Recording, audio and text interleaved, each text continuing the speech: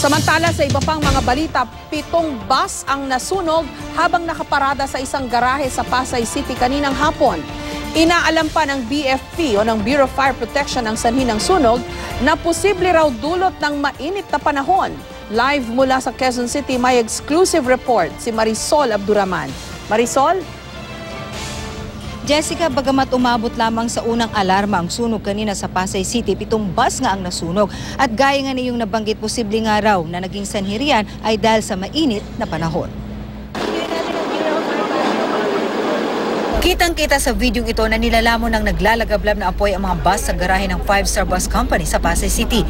Kasabay na nagngangalit na apoy ang makapal at maitim na usok. Nagtulong-tulong pa ang mga mekaniko na apulahin ito gamit ang fire extinguisher at mga timba ng tubig. Pero hindi na ito kinaya. Matapos ang halos 30 minuto, natupok ang 4 na bus. Napinsala rin ang iba pa. Bagamat hindi na ibinabiyahe ang mga nasunog na bus, maayos pa naman daw ang kondisyon ng mga ito na nagkakahalaga ng 350,000 pesos kada isa. Hindi ko alam kung bakit nagkaroon kami ng ganong mga aksidente. Kasi po pangatlo na pong bisis yan. Magmula po sa May Kawayan, alas 12 ng tanghali, nasunog po yung bus namin na wala kaming kalam-alam. Patuloy na inaalam ng BFP ang sanhi ng sunog na posible raw dulot ng mainit na panahon. Maaring din daw nagsimula sa mga nakatambak na upuan. Tinitingnan natin na anggulo kung merong nagsisigarilyo doon or sa init ng panahon. Wala rin naman daw mekaniko na gumagawa at hindi rin tinatambayan ng mga driver o konduktor ang lugar. Jessica, kaya lalong pinag-iingat ng BFP lalo't sinabi nga ng Pag-asa na papainit pa raw ng papainit ang panahon. Kaya payo nga ng BFP dahil talaga naman daw posibleng magkaroon ng sunog sa mga sasakyan. At gaya nga ng nabanggit nila ay pwedeng magkaroon nga ng vehicular fire kahit walang human intervention. Kaya panatilihing malinis ang mga sasakyan.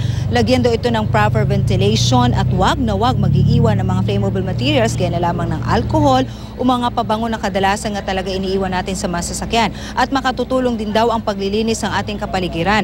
At kung nasa damuhan daw ang ating mga sasakyan, maganda raw na basain ito every now and then dahil kapag tuyong-tuyo daw ang surroundings ay magiging magti-trigger daw ito ng pagkasunog ng mga sasakyan o kahit man lamang daw doon sa mga kapaligiran, Jessica. Marisol, yung bang mga bus na yun kanina umaandar o nakapatay yung makina? Ma'am Jess, nakapatay ang makina pero they are still in good condition. So kumbaga roadworthy pa raw sila, umaandar sila at may mga diesel pa. Kaya yun ang sinabi ng BFP kanina dahil meron pa nga itong fuel na posible raw na nagkaroon nga ng sunog dahil doon nga sa presence ng fuel at may mga materyales din sa loob ng bus na maaari daw na nagdulot doon sa sunog lalo't napakainit daw ng panahon kanina. Pero hindi na ito binabiyahe as public transport pero going back to your question, Ma'am Jess, ay maayos pa ang kondisyon nito pero kanina hindi ito nire-repair, walang ongoing na repair or maintenance repair ang sasakyan na magkaroon ng sunog. Kasi nabanggit ko yan dahil kahit umaandar yung mga sasakyan ilang beses na tayong may mga nare-report, di ba? May kotseng nagliyab sa EDSA, may bus, etc. Ngayong mainit na panahon, lagi palang may risk din na ganyan kaya nakabukas yung makina ng mga sasakyan o nakasara pa kahit nandun sa garahe katulad ng nangyari sa mga bus na yan.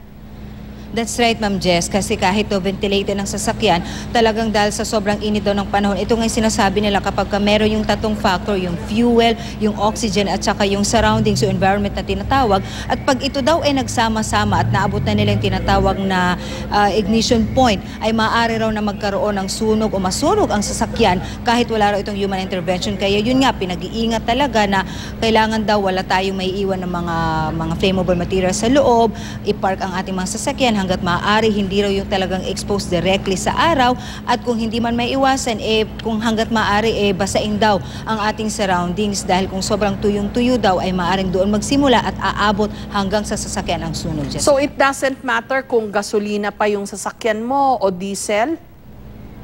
Opo.